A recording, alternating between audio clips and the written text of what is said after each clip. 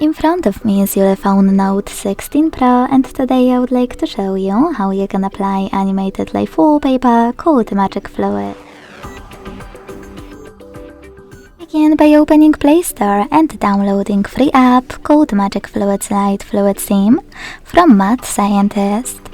When it's ready, launch it, and to mute the music, click at the bottom left corner. Then wait for the pop-up, choose Consent, and to access wallpaper settings, click at the top left corner. Operate all of those however you want to. Click at the top right corner and bottom right corner. Choose Set as Live Wallpaper, hit Yes, tap on Set Wallpaper, and decide where. Thanks so much for watching. If you enjoyed this video, leave a like, comment and subscribe. Bye!